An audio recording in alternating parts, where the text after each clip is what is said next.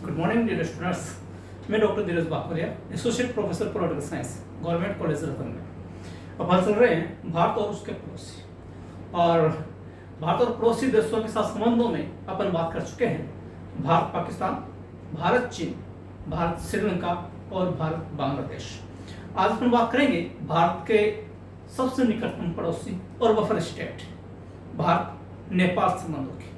अभी जैसे मैंने कहा बफर स्टेट, एक्चुअल में भारत और चीन के बीच में नेपाल एक बफर स्टेट के रूप में काम करता है, और नेपाल पूरी तरह से भू आवेष्टित राज्य है, यानी चारों तरफ से वो भूमि क्षेत्रों से घिरा हुआ है, कहीं पर भी समुद्री क्षेत्र नहीं लगता। जहां तक पारगमन की बात है, यानी कि दूसरे देशों के साथ व्यापारिक संबंधों के संबंध में, व्यापार करने के संबंध में, तो नेपाल पूरी तरह से भारतीय बंदरगाहों पर निर्भर है। और जो 1950 में पारगमन संधि हुई थी, या जो 1950 में इनके बीच में मित्रता की संधि हुई थी, उसके तहत नेपाल को जो सुविधाएं प्राप्त थी, वो सुविधाएं 1989 तक जारी रही। 1989 में इनके बीच में जो पारगमन संधि थी वो समाप्त हो गई, लेकिन 1991 में पुनः इनके बीच में पारगमन संधि हुई और आज तक जारी है।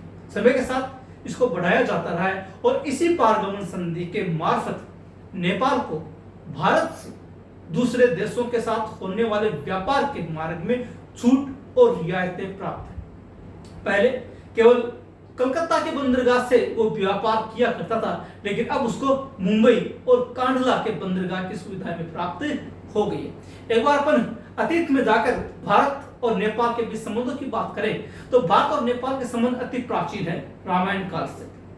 और उसके पश्चात जब ब्रिटेन यहाँ पर यानी भारत में था, तब उसने नेपाल के अधीन जितने भी क्षेत्र थे उनके ऊपर अपना नियंत्रण स्थापित कर लिया। हालांकि आंतरिक मामलों में नेपाल पूरी तरह से स्वतंत्र था, लेकिन जहां तक विदेश संबंधों की बात है, विदेश नीति की बात है, उसके ऊपर ब्रिटिश अधिकार था। जब ब्रिटेन यहां से गया तो वो सारी की सारी चीजें भारत के हाथ में आ गई, यानी कि एक प्रकार से नेपाल के विदेश संबंधों पर भारत का परोक्ष नियंत्रण स्थापित हो गया। इसी के तहत 1950 में इनके बीच में एक संधि की गई थी, और उस संधि के मार्फत दोनों के संबंधों को आगे बढ़ाने का प्रयास किया गया। यही 1950 की संधि भारत और नेपाल के संबंधों में सबसे बड़ी और मील का पत्थर है। इसी के तहत भारत और नेपाल के संबंध संचालित होते हैं। समय के साथ भारत और नेपाल के संबंधों में उतार चढ़ाव आता रहा है। कुछ ऐसे मुद्दे दोनों के बीच में प्रकट होते रहे हैं, समय के साथ निकलते रहे हैं, समय के साथ उपजते रहे हैं, जिनके कारण से मनमुटाव भी बढ़ता चला गया है। और जब से भारत और चीन संबंधों में बिगाड़ आया, तब से चीन ने नेपाल में रुचि लेनी प्रारंभ कर दी, और वो धीरे धीरे नेपाल के करीब आता चला गया। और इसी बात को ध्यान में रखते हुए नेपाल भी चाइना कार्ड खेलता है, ताकि भारत से भावनात्मक संबंधों को ध्यान में रखते हुए एक प्रकार से उसको भावनात्मक रूप से ब्लैकमेल किया जा सके। भारतीय कतई नहीं चाहता कि नेपाल चीन की गोद में बैठ जाए। जैसा कि भारत के प्रथम राष्ट्रपति डॉक्टर राजेंद्र प्रसाद ने कहा था कि नेपाल के मित्र भारत के मित्र, नेपाल के शत्रु भारत के शत्रु, यानी कि नेपाल पर होने वाली कोई भी बात, नेपाल के साथ होने वाली कोई भी घटना, नेपाल पर आने वाला कोई भी संकट सीधा सीधा भारत के दरवाजे पर दस्तक देता है। इसलिए नेपाल के संबंध में भारत को फूंक फूंक कर कदम उठाना पड़ता है। चलिए इसी भारत नेपाल संबंधों की शुरुआत करते हैं। इनके बीच में हम 1947 से लेकर के वर्तमान तक जो भी मुख्य बिंदु रहे हैं, हम उनके आधार पर भारत नेपाल संबंधों की चर्चा करेंगे, उनका जायजा लेने का प्रयास करेंगे। सबसे पहले बात करते हैं 1950 की मैत्री संधि की। ये 1950 की मैत्री संधि, जैसा कि मैंने कहा कि ये दोनों देशों के संबंध में मील का पत्थर है, और इसी के आधार पर दोनों देशों के साथ संबंध संचालित होते रहे। हालांकि ये बात सच है कि ये जो संधि थी, ये संधि एक स्वतंत्र और संप्रभु राज्य के अनुकूल नहीं थी। फिर भी भारत इस संधि में परिवर्तन करने को, संशोधन करने को तैयार है, यदि नेपाल की तरफ से कोई स्पष्ट और ठोस प्रावधान या प्रस्ताव बात के सामने आए। इसे जो 1950 की मैत्री संधि में थी, इनमें सबसे महत्वपूर्ण बात है कि लोगों और व्यापार की मुक्त आवाजाही, यानी कि भारत और नेपाल के बीच में आवागमन के मामले में किसी भी प्रकार की कोई भी कटुता, किसी भी प्रकार का प्रतिबंध नहीं रहेगा। नेपाल के लोग बेरोक टोक भारत आ सकेंगे और भारत के लोग बेरोक टोक नेपाल जा सकेंगे। इस संधि में यह भी कहा गया था कि नेपाल के लोग भारत में यदि काम करना चाहे, भारत के लोग यदि नेपाल में काम करना चाहे, तब भी इनको वर्क परमिट की आवश्यकता नहीं होगी। एक प्रकार से नेपाल के नागरिकों को भारत के नागरिक माना गया था। और इस संधि में यहां तक कहा गया कि IAS, IFS और IPS को छोड़कर नेपाल के नागरिक भारत की किसी भी सेवा के लिए पात्र माने जाएंगे और भारत में वो किसी भी सर्विस में सेवा में योग्य होंगे और वो यहाँ पर सर्विस कर भी सकते हैं। और अगर वो कभी भी यहाँ पर आना जाना चाहे तो उनको किसी प्रकार की वीजा की आवश्यकता नहीं होगी। और इसी कारण आज भारत में नेपाल के 60 लाख से भी ज्यादा नागरिक रह रहे हैं। इस संधि में यह भी कहा गया था कि भारत और नेपाल के बीच में व्यापार की, सामान की, वस्तुओं की, माल की बेरोक टोक आवाजाही होगी। यानी कि न तो नेपाल उसके ऊपर किसी प्रकार का कर लगाएगा, न ही भारत उसके ऊपर किसी प्रकार का कर लगाएगा। लेकिन एक समस्या पैदा हुई 1961 में, जब नेपाल ने भारत के लोगों के लिए, भारत के व्यापारियों के लिए, भारत के दुकानदारों के लिए जो कि नेपाल में थे, उनके लिए वर्क परमिट अनिवार्य कर दिया, जो इस संधि का उल्लंघन था। और इसमें यह भी कहा गया था कि नेपाल को भारत से हथियार खरीदने की छूट होगी, यानी कि नेपाल की हथियारों की समस्त आपूर्ति भारत के द्वारा की जाएगी और विदेश संबंधों का संचालन भी भारत से सलाह लेकर किया जाएगा। ये 1950 की मैत्री संधि का मुख्य सार था और इसी के आधार पर ही अब तक दोनों के बीच संबंध संचालित होते रहे। हालांकि इस संधि को लेकर यदा कदा दोनों के बीच में कोई न कोई मुख्य बिंदु उत्पन्न हो ही जाता है। एक दूसरी जो समस्या आई वो थी नेपाल में जन आक्रोश। ये 1960-61 के लेकर के 1955 के बीच की बात है। नेपाल में भारत के प्रति एक जन आक्रोश पैदा हुआ था। जन आक्रोश पैदा क्यों हुआ था? इसका एक कारण था कि भारत ने कुछ चीजों पर, व्यापार मामलों में व्यापारिक समझौते पर प्रतिबंध लगा रखे थे। इस कारण से भारत के प्रति एक जन आक्रोश वहां पर था। दूसरा, नेपाल में भारत के कुछ तकनीकी विशेषज्ञ उपस्थित थे। नेपाल में कुछ तकनीकी विशेषज्ञ जो भारत के थे, जो नेपाल की सेना को तकनीकी सलाह देने के लिए नेपाल की सरकार की अपील पर ही भेजे गए थे, वो भी नेपाल में उपस्थित थे। और तीसरा और महत्वपूर्ण मुद्दा यह था कि कोसी नदी पर जो बांध था, वो बांध भी भारत के द्वारा बनाया गया था और बांध के तकनीशियन भी नेपाल में मौजूद थे। मैं आपको बता दूं कि नेपाल, कोसी नदी नेपाल से बहकर भारत में आती है। इस कोसी नदी के ऊपर एक कोसी बांध बना हुआ है जो नेपाल की भूमि पर बना हुआ है। ये जो भूमि है जिस पर बांध बना हुआ है, नेपाल से भारत ने खरीदी थी और 23 करोड़ की लागत से उस समय भारत ने कोसी नदी पर बांध बनाया था। नेपाल के लोगों में ये विश्वास बैठ गया कि भारत ने नेपाल की भूमि पर बांध बनाया हुआ है। हालांकि इस कोसी नदी से सिंचाई की व्यवस्था नेपाल में होती है, कोसी नदी से जितनी भी बिजली प्राप्त होती है वो भी नेपाल को ही दी जाती है। ये जो बांध है वो नेपाल के लिए फायदे का सौदा है, लेकिन फिर भी वहां के जनमानस में एक गलत धारणा बैठ गई और उस धारणा के कारण से 1961 तक भारत के प्रति एक जन आक्रोश नेपाल के जनमानस में फैला रहा, जिसको बाद में दुरुस्त किया जा सका। चीन की नेपाल में सक्रियता 1955 के पश्चात जैसे ही तिब्बत पर चीन का एकाधिकार होता है, चीन की एकाएक नेपाल में सक्रियता बढ़ जाती है। शायद उसकी सोच ये थी कि जिस प्रकार से उसने तिब्बत को हस्तगत किया है उसी प्रकार से वो नेपाल को भी हस्तगत कर लेगा। इस सोच के साथ धीरे धीरे वो उसमें बढ़ता चला गया। लेकिन चीन की नेपाल में घुसपैठ निश्चित रूप से भारत के लिए एक चुनौती थी, भारत के लिए एक समस्या थी। इस बात को दूर करने के लिए भारतीय नीति निर्माताओं ने नेपाल से कई बार वार्ता की, लेकिन नेपाल चीन के प्रति थोड़ा सा ज्यादा ही विश्वसनीय बना रहा और उसको अंदर तक आने की छूट दे दी। यहाँ तक कि जो लासा में सड़क मार्ग था उसको बनाने की अनुमति भी चीनी सरकार को ही दे दी। धीरे धीरे चीन और नेपाल के संबंध प्रगाढ़ होते जा रहे थे, जो भारत के लिए एक खतरे की घंटी बनी रही। अगला है काठमांडू लासा मार्ग। अभी जैसे मैंने कहा कि लासा का एक महत्वपूर्ण मार्ग जो काठमांडू को लासा से जोड़ता है। लासा ध्यान रखिएगा तिब्बत की राजधानी और तिब्बत से काठमांडू तक सीधा सड़क संपर्क बनाने का जिम्मा नेपाल ने चीन को सौंप दिया।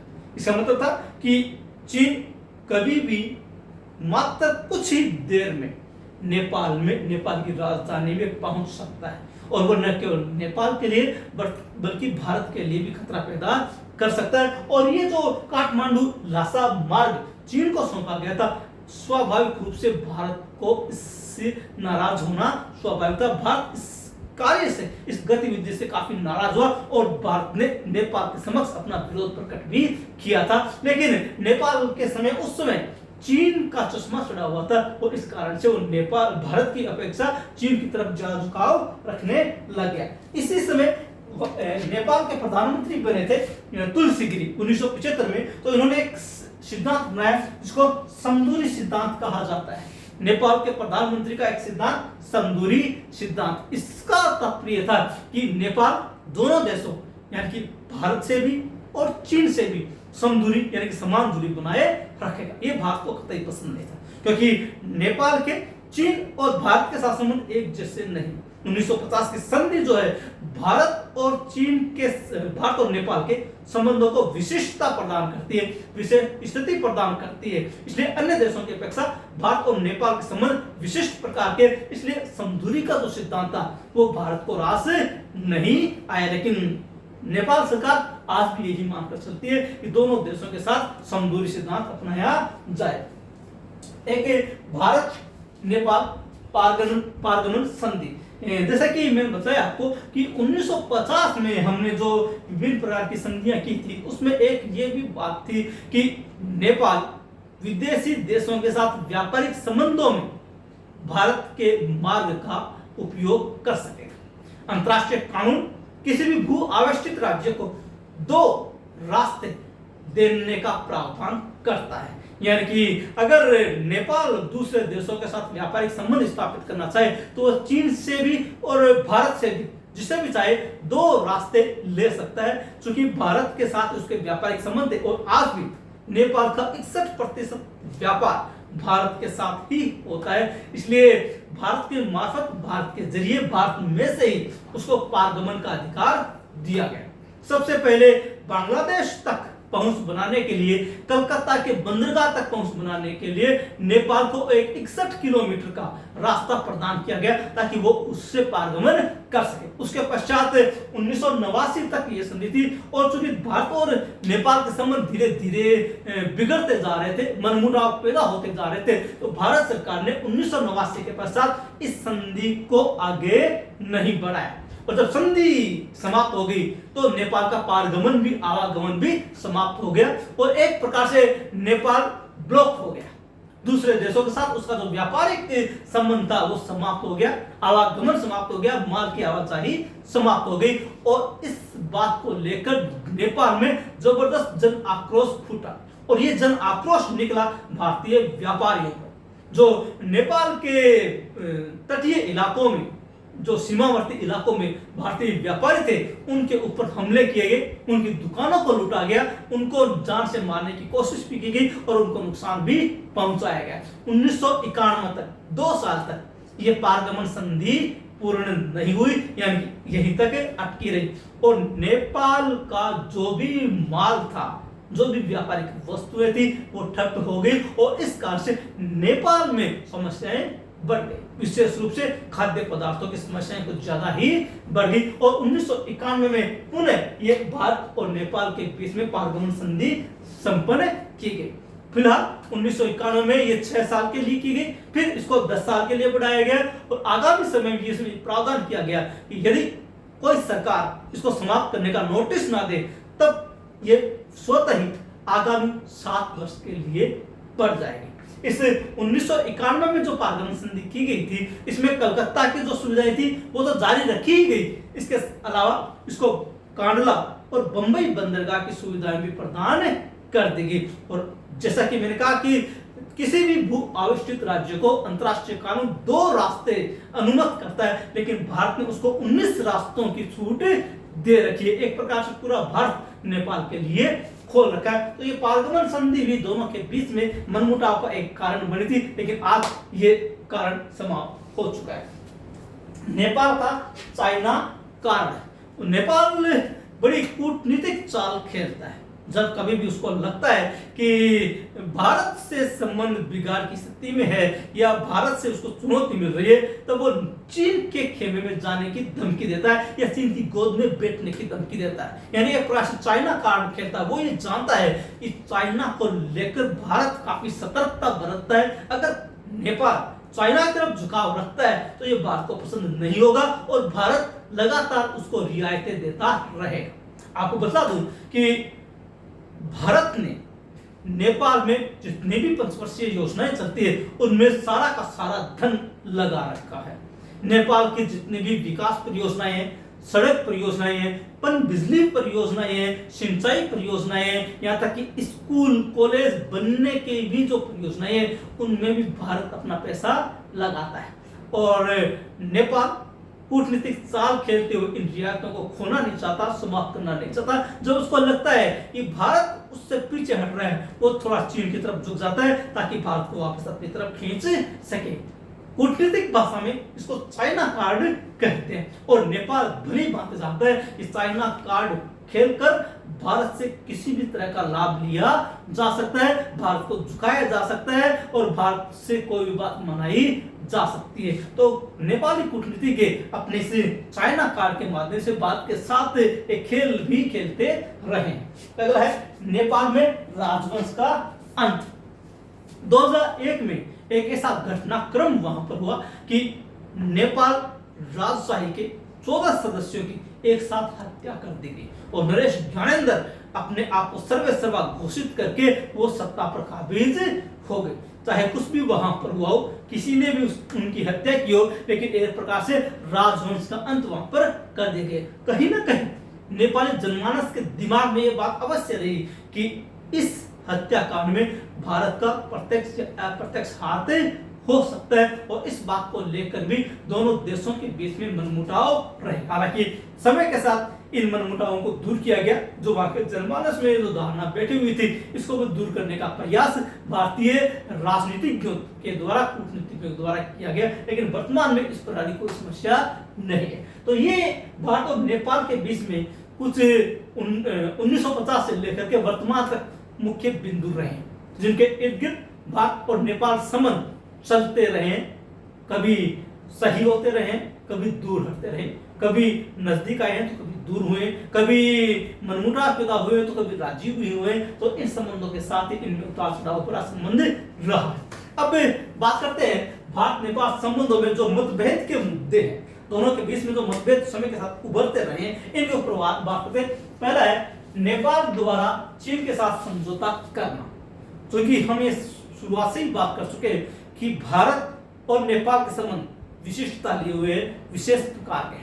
अन्य देशों के साथ जैसे नेपाल का संबंध है, वैसे संबंध भारत के साथ नहीं है, बल्कि भारत के पास साथ विशेष प्रकार के, क्योंकि सब कुछ नेपाल का भारत पर निर्भर है। लेकिन बिना भारत को सूचना दिए अगर नेपाल चीन के साथ कोई समझौता करता है तो निश्चित रूप से भारत को आघात लगेगा, भारत को झटका महसूस होगा। और नेपाल ऐसा करता रहा है। उसने चीन के साथ 1955 में, 1956 में, 1960 में समझौते संपन्न किए, यहाँ तक कि सैनिक समझौता भी संपन्न किया, जबकि स्पष्ट रूप से 1950 की संधि में यह प्रावधान था कि वो अपने समस्त हथियार केवल भारत से ही खरीदेगा और भारत ही उसके हथियारों की आपूर्ति करेगा। लेकिन उसके बावजूद भी वो चीन के साथ समझौता करता है, जो भारत को कतई पसंद नहीं है। इस कारण से दोनों देशों के बीच में मतभेद उभरते रहे। दूसरा, पारगमन सुविधा और व्यापार संचालन। यह जो पारगमन संधि है, वास्तव में दोनों देशों के बीच में सबसे बड़ा मुद्दा ही है। नेपाल भारत से जो प्राप्त सुविधाएं हैं उनको खोना नहीं चाहता, लेकिन भारत के सामने समस्याएं भी पैदा करना चाहता है, और दोनों बातें एक साथ नहीं हो सकती। जब कभी भी नेपाल भारत के सामने समस्या पैदा करने की कोशिश करता है तो पारगमन संधि पर सवाल उठने लगते हैं। यानी भारत ये चाहता है कि उसकी पारगमन संधि समाप्त करके उसको एक सबक सिखाया जाए, लेकिन नेपाल नहीं चाहता कि ये जो व्यापार संचालन की सुविधाएं जो उसको प्राप्त हो रही है वो कभी समाप्त हो, बल्कि वो और भी ज्यादा सुविधाएं भारत से चाहता है। तो ये पारगमन संधि और व्यापार संचालन का एक बड़ा मुद्दा इनके बीच में रहा है। 1989 और 1991 2 साल तक इनके बीच में बहुत बड़ा मुद्दा ये बन गया था। दोनों देशों के बीच में जन आक्रोश भी था, और इस जन आक्रोश का सामना भारतीय व्यापारियों को जान माल से हाथ धोकर भी चुकाना पड़ा था। इसलिए एक मतभेद का मुद्दा ये पारगमन संधि है। अगला, नेपाल में चीन की बाघ विरोधी गतिविधियां। चीन ने हमेशा नेपाल को मुद्दा बनाकर या नेपाल को मोहरा बनाकर भारत के विरुद्ध कार्ड खेलने की कोशिश करता है। वो हमेशा से ही नेपाल में भारत विरोधी गतिविधियां करता रहा है। नेपाल के जनमानस में, नेपाल के राजनीतिज्ञों में, राजनीतिक दलों में ये भावना बिठाने की कोशिश करता रहा है कि भारत उनके लिए खतरा है और चीन उनके लिए सबसे बड़ा सहयोगी है। इसी बात को लेकर चीन में कभी भारत के विरुद्ध एक जन आंदोलन पैदा हो जाता है, और इसका कारण ये चीन है। चीन नेपाल में इस प्रकार की भावनाएं भड़काने की कोशिश करता है, और इस कारण से भारत के सामने समस्याएं पैदा होती है, दोनों में मतभेद बढ़ जाते हैं।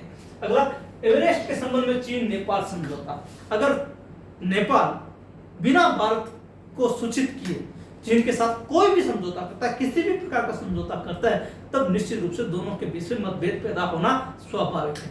जब एवरेस्ट को लेकर दोनों देशों के बीच में उनके आवागमन को लेकर, उनकी ऊंचाई को लेकर, उनके बेस कैंप को लेकर, यात्रा परमिट को लेकर जब समझौता होता है और इस समझौते को भारत को सूचित तक नहीं किया जाता, तो भारत का नाराज होना स्वाभाविक था, और ये मुद्दे दोनों के बीच में मतभेद के मुद्दे बनते रहे।